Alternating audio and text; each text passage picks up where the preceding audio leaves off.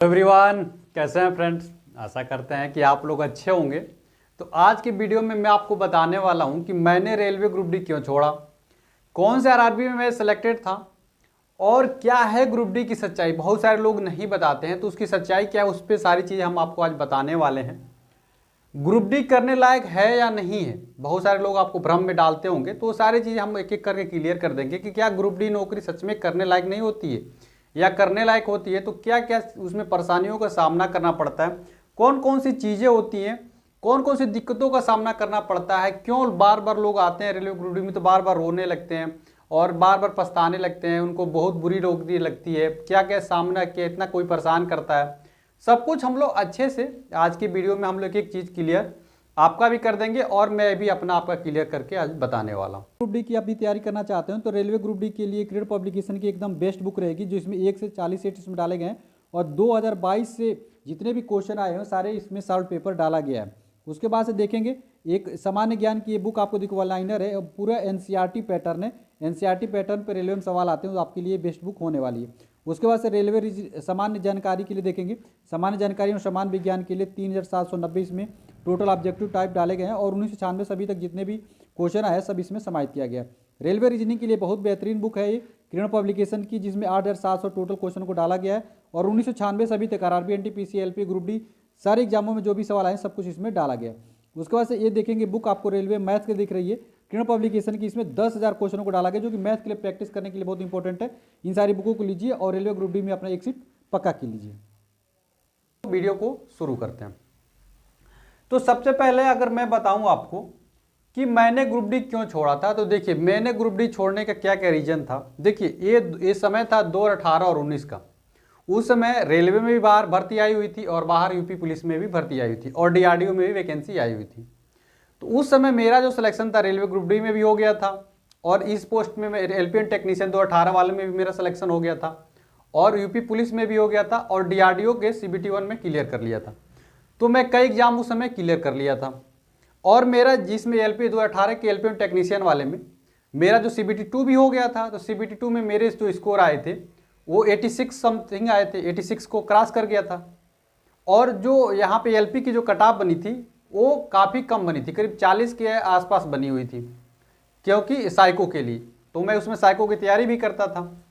तो मुझे इतना तो भरोसा था कि अगर मान लें ग्रुप डी अगर स्किप कर देते हैं तो मुझे अगर कोई पोस्ट नहीं मिलता है, जैसे एलपी और साइको वाले में साइको पास करते एलपी मिल जाएगा और एलपी नहीं पास करते साइको नहीं पास करेंगे तो टेक्नीशियन मिल जाएगा। तो मेरा एक सीट तो यहाँ पे कंफर्म हो गया था। दूसरी, मैं यूपी पुलिस में भी सिलेक्टेड हो गया था, वहाँ पे मैं फिज का मेरिट बन गई थी, फिज दौड़ लिया था। उसके बाद से मेरे इतने अच्छे स्कोर थे कि मुझे कभी दिक्कत होती ही नहीं है नंबरों के मामले में। तो इन सारे की वजह से मुझे लगा कि यार रेलवे ग्रुप डी में देखो दौड़ भी लिया था, नंबर भी आ गया था, 75 के समथिंग आ गया। अहमदाबाद बोर्ड था मेरा उस समय। उसके बाद से मैं रिटन भी पास कर लिया था, दौड़ भी लिया था, लेकिन डीबी और मेडिकल का मैंने इसीलिए स्किप कर दिया क्योंकि मुझे लग गया कि घर के पास, अहमदाबाद तो दूर था, मेरा घर गोरखपुर जोन में है, तो मैं उतना दूर अब क्यों जाऊंगा, क्योंकि उससे अच्छी नौकरी एलपी और टेक्नीशियन 2018 वाला मेरा सिलेक्शन जब घर के जोन में हो रहा है, तो इसीलिए मैंने क्या किया, रेलवे ग्रुप डी को उस समय स्किप कर दिया था। और डीआरडीओ का मैंने बहुत बड़ी एक तरीके से खराब भी डिसीजन था कि मैं साइको के चक्कर में लगा रहा और डीआरडीओ को सीबीटी 2 देने नहीं गया था, वो मुझे पछतावा आज भी होता है। लेकिन एक्चुअली देखिए सबसे बड़ी समस्या क्या होती है, उस समय मुझे नौकरी की बहुत ज़रूरत थी, तो मैं उस नौकरी पे ज़्यादा फोकस कर दिया जो 100% मुझे ऐसा लग रहा था कि मुझे नौकरी मिल जाएगी। तो उसको गलत भी नहीं कह सकते, समय के साथ डिमांड था, तो इसीलिए मैंने ऐसे नौकरी चुना जिसमें 100% में पता चल गया था कि मेरा सिलेक्शन हो जाएगा। तो ग्रुप डी छोड़ने के मैंने सारी वजह बता दिया कि भाई मैं दूसरे जगह ऑलरेडी सेलेक्ट हो गया था, इसमें मैं आ चुका था, अगर इसमें भी नहीं आता तो यूपी पुलिस में मैं जा सकता था, इसीलिए मैंने ग्रुप डी को छोड़ दिया। अब आती है ग्रुप डी की क्या है सच्चाई, क्या सच में काम करने लायक नहीं होता है। देखिए ग्रुप डी की बहुत सारी वैकेंसियाँ निकली होंगी, 14 पोस्ट आपको देखने को मिली है। कुछ पोस्टें बहुत ही अच्छी होती हैं, कुछ पोस्टों में दिक्कतों का सामना करना पड़ता है। ऐसा नहीं है बहुत सारी दिक्कतों का सामना करना पड़ता और बहुत ज़्यादा दिक्कतों का यदि सामना करना पड़ता तो लोग नौकरी करते ही नहीं। आखिर उस पोस्ट पे नौकरी कर रहे हैं या नहीं कर रहे हैं। और मेरा ये मानना है कि बेरोजगार रहने से अच्छा है कि यार थोड़ा सा हार्ड वर्क, शरीर से मेहनत करने वाला काम ही कर लो। तो रेलवे ग्रुप डी में है क्या ना कि लोगों का क्या लगता है कि मैं सरकारी नौकरी करूंगा और मैं एकदम ऑफिसर जैसे फीलिंग चाहता हूँ। और मैं क्लर्कियल जॉब चाहता हूँ। देखिए रेलवे में ऐसा नहीं होता है, रेलवे में क्लर्कियल जॉबों की वैकेंसी बहुत ही कम है। यहाँ पे आपको फिजिकल काम करना पड़ता है। जैसे ट्रेन ड्राइवर है, ट्रेन ड्राइवर ट्रेन को चलाना है, फिजिकल काम करेंगे। जेई है भाई, सेक्शन में उनको जाके सारे काम करवाने, फिजिकली उनको काम करना है।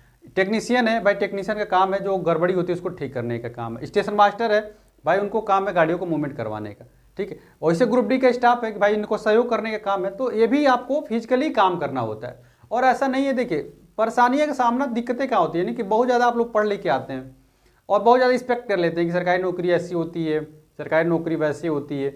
यार ऐसी नहीं है, आपको काम करेंगे, शरीर से काम करेंगे, फिजिकली फिट भी तो रहेंगे, समझ रहे हैं चीज़ों को। और कौन सी नौकरी में परेशानियों का सामना नहीं करें, हर जगह। अब आर्मी में चले जाओ, कितने कितने दिनों तक आप बाहर ही रहते हो, समझ रहे हो। और पुलिस में देख लो, रेलवे में आओगे तो रेलवे में यार इन सब से थोड़ा सा आराम है कि अपनी फैमिली के साथ रह तो सकते हो। तो इतनी खराब नौकरी नहीं है जितने लोग इसके लिए बताते हैं। हाँ ग्रुप डी में जैसे कुछ पोस्ट है, जैसे ट्रैक मेंटेनर हो गया, थोड़ा इसमें फिजिकली ज़्यादा काम है, ठीक है। रिस्क अलाउंस भी तो रेल दे रही है उसके लिए, और बहुत सारी सुविधाएं मिलती हैं, छुट्टी वगैरह मिलती हैं। उसी प्रकार से बहुत सारी पोस्ट है कि एक पोस्ट के बारे में हम डिस्कस करने वाले हैं। लेकिन ये गलत बात है कि रेलवे ग्रुप डी की करने लायक नहीं होती है। काम ग्रुप डी में लोग करने लगे, लेकिन मैंने सारी चीज़ें बताया ना कि आप लोग पढ़ के आते हैं तो आप लोग सोचते हैं कलम से लिखने वाला कोई काम है, लेकिन यहाँ पे फिजिकली हाथ से काम करना रहता है। जैसे कि बहुत सारे काम है। आपका काम क्या है, असिस्टेंट का काम है तो आप हेल्प ही तो करेंगे, जो टेक्नीशियन होंगे उनका आप हेल्प करने का काम करेंगे, तो काम करने लायक होता है। तो ये गलत बात है जो ये लोग बोलते हैं ग्रुप डी में काम करने लायक नहीं होती है, तो ये सब चीज़ें गलत बात है। आप आराम से काम करिएगा, पैसा भी तो रेल दे रही है यार, बेरोजगार रहने से तो लाख गुना अच्छा है। देखिए समस्या क्या है ना, देखिए आपको मैं एक बड़ी समस्या बता रहा हूँ कि अगर आप बेरोजगार रहते हैं और घर बैठे रहते हैं, माँ बाप के लिए बहुत बड़ी समस्या है। लेकिन आप नौकरी कर रहे हैं तो आपके एक परेशान होने से पूरा परिवार यदि खुश है तो उस काम को ही करना चाहिए। अगर हमारे यहाँ पे परेशानियों का सामना करना पड़ा, दिन रात मुझे मेहनत करना पड़ रहा है, और मेरे वजह से मेरे माँ बाप, मेरे भाई बहन, मेरे परिवार सब कुछ अगर खुश है तो क्या दिक्कत है। मुझे तो अकेले सिंगल ही परेशानी झेलना पड़ रहा है। लेकिन अगर आप बेरोजगार हैं तो आप खुद भी परेशानी झेल रहे हैं और आपके साथ आपके माँ बाप भी बोझ को झेल रहे हैं। और बेरोजगारी का बोझ बूढ़े माँ बाप उठा नहीं पाते, इस बात को देखिए। आप ग्रुप डी में सिलेक्ट हो जाएंगे ना, पूरे माँ बाप को एक सुकून होगी, चलो मेरा बेटा जो है एक जगह सेलेक्टेड है, और पूरे घर की रिस्पॉन्सिबिलिटी आपके ऊपर हो जाएगी, और पूरे गांव के लोग आपको अलग नज़रिया से देखने लगेंगे। जब तक आप बेरोजगार हैं तो अलग नज़रिया, जैसे सेलेक्ट होंगे तो अलग नज़रिया। उसके बाद से यदि ग्रुप डी में आते हैं, क्या क्या परेशानियों का सामना करना पड़ता है, तो सारी चीज़ें मैंने बता दिया। थोड़ा बहुत तो परेशानी रहेगी, लेकिन उसके फायदे भी हैं। आप डिपार्टमेंटल एग्जाम देखिए, इसके लिए मैं अलग से वीडियो बनाऊंगा डिपार्टमेंटल एग्जाम के लिए। तो उसके लिए आप लोग आगे भी बढ़ सकते हैं, स्टेशन मास्टर बन सकते, गुड ट्रेन मैनेजर बन सकते हैं, उसके बाद टेक्नीशियन बन सकते हैं, उसके बाद जेई बन सकते हैं, गुड्स एलपी बन सकते हैं, कुछ भी बन सकते हैं डिपार्टमेंटल एग्जाम देखिए आप लोग। थोड़ी सी इन्फॉर्मेशन थी, सारी चीज़ें आपको आशा करते हैं आपका डाउट अब क्लियर होगा रेलवे ग्रुप डी के बारे में कि काम करने लायक होता नहीं। बिल्कुल आइए, बेरोजगारी रहने से अच्छा है कि नौकरी करिए।